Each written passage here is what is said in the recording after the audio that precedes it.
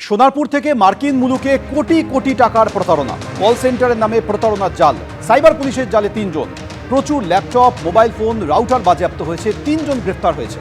গ্রেপ্তার করা হয়েছে ভুয়ো কল সেন্টারের মালিক পূর্ব যাদবপুরের বাসিন্দা জয় হালদারকে। সোনারপুরে আবাসনে ফ্ল্যাট ভাড়া নিয়ে ভুয়ো কল সেন্টারে কারবার চলত। রাশিয়া ইউক্রেন যুদ্ধের সুযোগ নিয়ে মার্কিন নাগরিকদের প্রতারণা করা হতো। করোনার সময় থেকে প্রতারণায় হাত পাকায় কলেজ ড্রপ আউট জয় হালদার। হোমল্যান্ড সিকিউরিটিজের নাম করে মার্কিন নাগরিকদের নোটিশ পাঠানো হতো।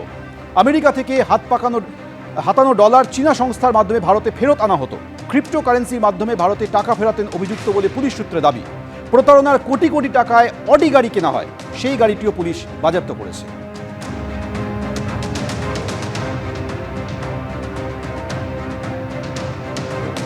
সিটিজেন্স के नंबर खोजे फोन करे बोले कि আপনারা নেটওয়ার্ক রাশিয়াতে কল করতে ইউজ হয়েছে।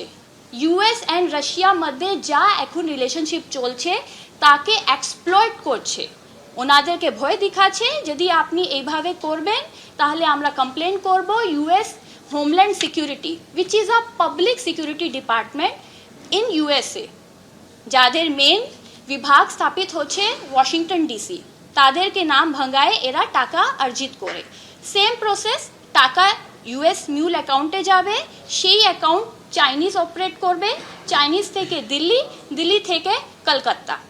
আবার এই সব ট্রানজ্যাকশনস এরা ক্রিপ্টোতে আইএনআরে ভাঙায়।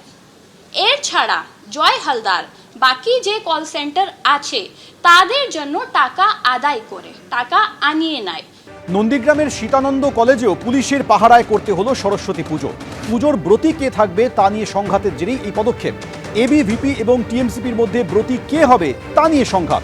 গতকাল থেকে চলা এই সংঘাত আজ সকালে চরম রূপ নেয়। সংঘাতের জেরে আজ সকালে পুজো শুরুই করা যাচ্ছিল না।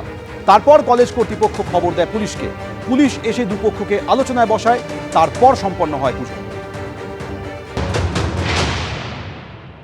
পুলিশের বিষয়টা আমরা 6 তারিখ পর্যন্ত 24 আওয়ার্স, তো সেখানে 6 তারিখে তো আমার পুজো হচ্ছে না। এক ভিজিটের জন্য চারিদিক খোলা রয়েছে, এখনও কমপ্লিট করে উঠতে আমরা পারিনি। সেখানে আরও একদিন হয়তো সময় লাগবে। এবং এই এরিয়ার মধ্যে এত দুষ্প্রাপ্য গাছ রয়েছে যার মূল্য অনেক বেশি, লক্ষ লক্ষ টাকা। সেসব লক্ষ্য রাখার জন্যই এটা করা হয়েছে। গাছ পাহারার জন্য পুলিশ আছে, গাছ পাহারা এবং অন্যান্য যে ইনস্ট্রুমেন্ট এগুলো সব খোলামেলা অবস্থায় আছে। এই যে আজকে এবং পিউরিফাইড জলের যে ট্যাঙ্কি, কেউ যদি বিষ যদি মানে প্রয়োগ করে তাহলে সেই পানীয় জল খেলেও তো ছাত্ররা অসুস্থভাবে মারাও যেতে পারে। সে তো অন্য সময় হতে পারে, তাহলে কি সারা বছরই পুলিশ প্রহরা থাকবে কলেজে? না না না, সারা বছর থাকবে কেন? যেহেতু একটা পিউরিফাইড ন্যাক টিম আসছে, তো আমাকে তো সাজাতে হবে, গোছাতে হবে।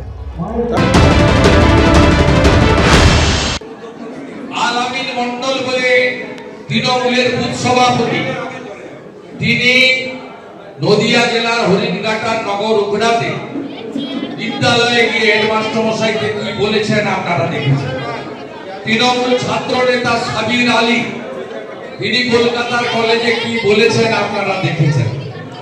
স্বাভাবিকভাবে এই ঘটনাগুলিতে প্রত্যক্ষভাবে সরকারি দল ইনভলভ, এটা প্রমাণিত।